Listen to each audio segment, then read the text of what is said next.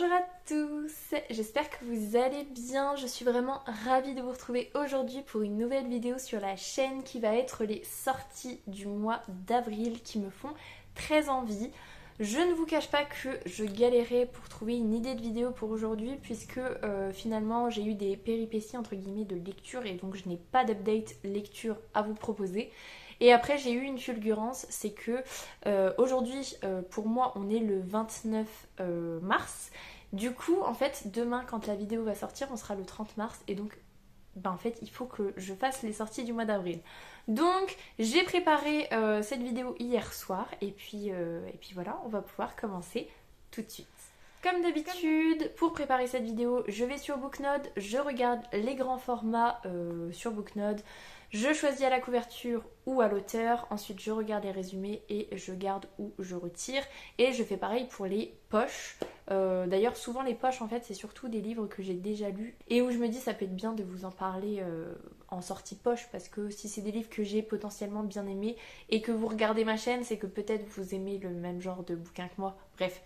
Bref, donc voilà, il y a peut-être plein de sorties qui sont passées à la trappe et que je n'ai pas vues, mais voilà, je fais de cette façon-là. Comme ça me permet d'avoir une vidéo un peu plus courte et comme ça me permet aussi d'avoir moins de lectures qui me font envie parce que voilà, on n'a jamais le temps de tout lire, donc voilà, j'essaye de faire des choix stratégiques par rapport à mon ressenti de lectrice, on va dire, et donc voilà. Première lecture, et là je pense tout particulièrement à Amy qui doit attendre cette sortie avec grande impatience. Je vous cache pas qu'elle m'avait donné la date et entre temps j'avais oublié, donc ça a été une grande découverte de revoir cette sortie là pour le mois d'avril. Et donc c'est le tome 3 de 200 d'écume et de glace. Donc c'est Atlantis d'Alexiane de Lys et il sort le 6 avril aux éditions Michel Lafon. Donc tome 3, je ne suis pas allée lire le résumé du tome 3 puisque j'avais déjà prévu de le lire. Globalement on suit une jeune fille qui s'appelle Perséphone qui découvre un jour par une histoire particulière qu'en fait c'est une sirène, enfin c'est une Mary Morgan. D'ailleurs non, c'est pas une Mary Morgan Perséphone, c'est une Yemanga.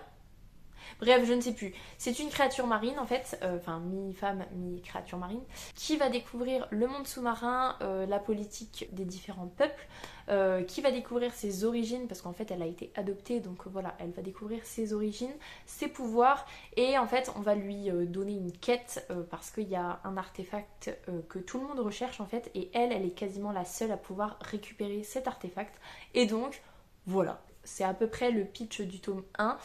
C'était super chouette comme lecture dans le tome 1, j'avais beaucoup aimé. Il y avait juste le langage de certains personnages parfois qui entachait la lecture, mais sinon tout ce qui était description, univers marin, tout ça, c'était vraiment chouette.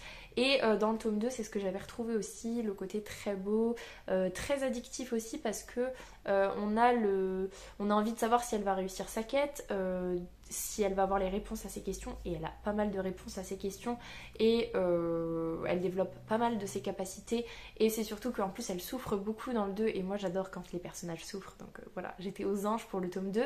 Et le souci de langage est quasiment inexistant dans le tome 2, donc voilà, le petit bémol, c'était vraiment chouette dans le tome 2, donc avec grand plaisir pour le tome 3 qui sort du coup le 6 avril. Ensuite, le 12 avril aux éditions L'École des loisirs, et là je ne m'y attendais pas du tout, pourtant j'en ai reparlé il y a pas longtemps en voyant en fait mes sagas en cours et en me disant peut-être qu'il n'y aura jamais la suite. Le tome 7 de Sauveur et Fils de Marie-Aude Murail sort et je suis tellement heureuse parce que Sauveur et Fils c'est doudou, c'est agréable, c'est drôle, c'est touchant, c'est une excellente saga, une excellente lecture, et voilà, j'avais trop envie de retrouver juste pour quelques jours de lecture cette ambiance, de retrouver Sauveur et toute sa petite tribu. Et voilà, donc je suis trop contente, je m'y attendais pas et c'était un grand plaisir de voir cette nouvelle là. Je n'ai pas trop lu le résumé, je préfère garder mes souvenirs des tomes précédents, mais en tout cas c'est 3 ans plus tard, donc par rapport à la fin du tome 6, c'est l'histoire 3 ans plus tard. Et globalement, niveau résumé, on a Sauveur qui est psychologue, qui est père célibataire, qui élève son fils parce qu'en fait il est veuf. Oui, il est veuf. Et voilà, on va suivre sa vie de famille, ses séances avec ses patients, qui sont souvent des enfants d'ailleurs. Pas tout le temps, mais il y a pas mal d'enfants. Et voilà, on va voir ça, on va voir les nouvelles relations qu'il va se tisser, les péripéties qu'il va avoir, parce qu'il y a pas mal de péripéties pour Sauveur. Et c'est juste trop bien, vraiment trop bien. Une petite pépite. Et les hamsters, c'est parce que il va y avoir l'adoption d'hamsters et ça va devenir un peu la mascotte de la famille. Donc voilà, trop hâte d'être au 12 avril. Du coup, je vous reparlerai de ce tome 7 sans doute très prochainement. Ensuite, le 13 avril, aux éditions Gallimard, sort Ici et seulement ici de Christelle Dabos. Donc là, clairement, en fait, quand j'ai vu Christelle Dabos, j'ai mis le livre, quoi qu'il en soit, c'était prévu de le lire. Il n'y a pas vraiment de résumé, c'est plutôt...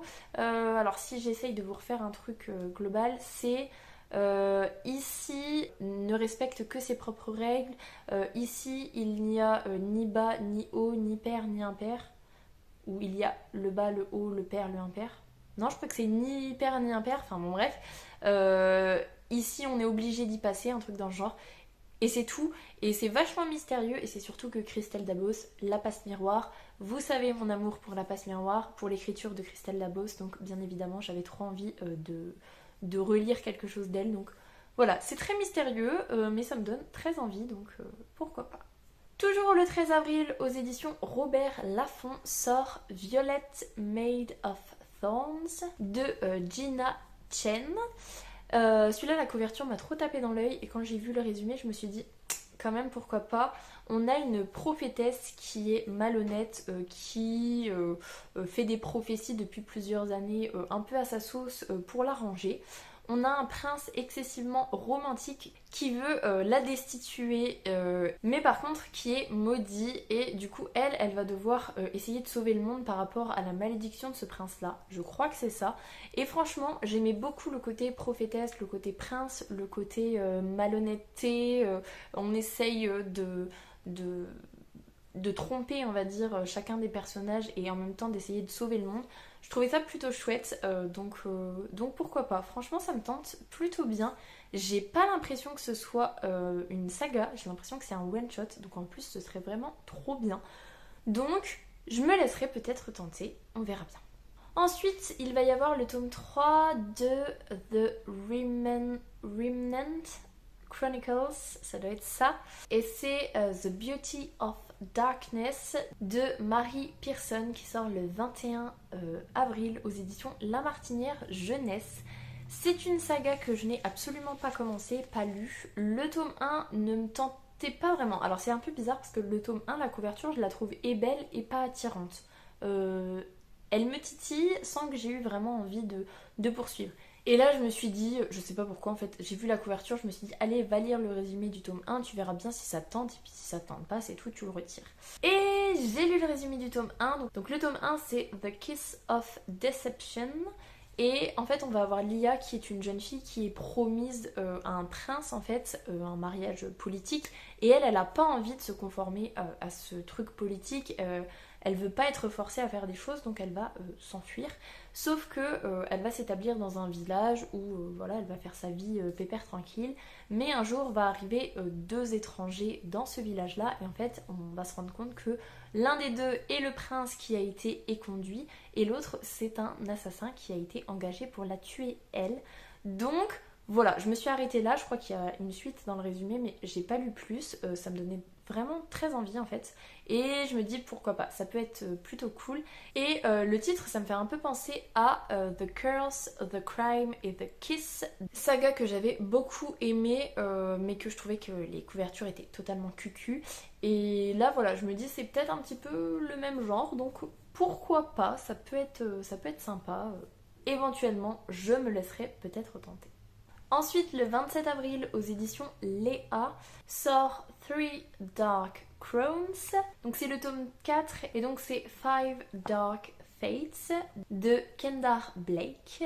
Je crois que je vous ai déjà parlé du tome 1 ou du tome 2 quand il est sorti parce que ça me titillait plutôt bien. En gros, à chaque génération, on a des triplettes qui vont naître et qui seront héritières au trône. Elles vont chacune avoir une magie bien particulière et en fait au jour de leurs 16 ans va commencer une bataille pour accéder au pouvoir en fait et c'est une bataille à mort. Il n'y en aura qu'une seule qui pourra hériter du trône et donc voilà, va s'en suivre une bataille je suppose un peu magique, politique, tout ça, ça me fait très envie. Là le fait que ce soit un tome 4, je me dis est-ce que c'est pas une saga qui va traîner en longueur? Je sais pas trop, mais le pitch de base me tente toujours autant donc on va tester. On va tester et puis on verra bien. Maintenant on passe aux livres de poche assez rapidement parce que soit je les ai déjà lus, soit j'ai déjà prévu de les lire et je vous en ai déjà parlé en long, en large et en travers donc voilà. Le 5 avril sort Éducation meurtrière, la leçon numéro 1, donc c'est Scholomance de Naomi Novik. J'ai trop envie de commencer cette saga de Naomi Novik parce que j'adore ce que j'ai lu de Naomi Novik. Même si j'en ai lu que 2, ça fait partie des écritures de folie. Franchement, je trouve que c'est incroyable son travail d'écrivaine. Et je me dis là, pour une petite saga, en plus le pitch est plutôt sympathique. On est dans une école de monstres, je crois, où il faut réussir à survivre en fait. Et voilà, j'ai un peu envie de tester ça, donc il sort le 5 avril en poche. Le 6 avril sort 200 d'écume et de glace, le tome 1, donc c'est Métamorphose d'Alexiane de Lys. Je viens de vous en parler, je viens de vous faire le résumé, donc voilà. Si ça vous tente en poche, ça peut être super sympa. Moi je sais que je les lis sur liseuse et je pense pas que je les achèterai en papier, mais sachez que le tome 1 sort en poche du coup le 6 avril.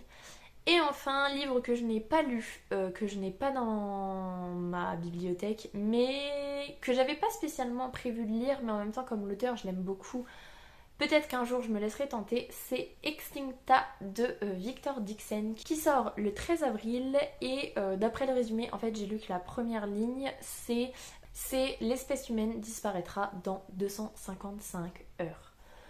Et rien que ça, en fait, ça me donne super envie. C'est un one-shot, c'est Victor Dixon. Pour l'instant, tout ce que j'ai lu de Victor Dixon m'a énormément plu. Peu importe l'univers, en fait. J'ai lu de la science-fiction, j'ai lu une réécriture de contes que je n'aime pas spécialement de base en plus. J'ai lu de la fantasy historique fantastique avec Vampiria. Je sais pas trop dans quel genre je pourrais classer Vampiria, mais voilà, c'est vraiment que des univers différents et j'ai à chaque fois adoré. Je pense que c'est la plume de Victor Dixon, comment il amène ces histoires qui me passionnent. Donc voilà, sachez qu'il sort en poche le 13 avril. Et donc voilà pour les sorties du mois d'avril. Il y en avait quand même quelques-unes, certaines qui sont des poursuites de saga, soit que j'ai commencé, soit que je n'ai pas commencé, donc voilà, on verra bien. Je suis dans une période où je commence tranquillement des nouvelles sagas, où je suis toujours dans l'optique de poursuivre mes sagas en cours, mais voilà, je me laisse l'opportunité de commencer des nouvelles sagas. Et voilà, j'ai pas mal envie de toutes les sorties dont je vous ai parlé, franchement ça me titille plutôt bien. Et puis Sauveur et Fils, là, laissez tomber, je pense que ce sera lu très rapidement. 200 d'écume et de glace, je pense que ce sera lu avant les vacances d'été aussi. Donc voilà, ça fait des poursuites de saga en plus, juste trop bien. Sur ce, je vais vous laisser là-dessus. J'espère que cette vidéo vous aura plu. Si c'est le cas, n'hésitez pas à mettre un petit pouce dans les airs, à vous abonner à la chaîne et à venir discuter avec moi en commentaire. Ça me fera super plaisir. En attendant, je vous souhaite une très belle semaine, de très belles lectures et je vous dis à la semaine prochaine. Salut!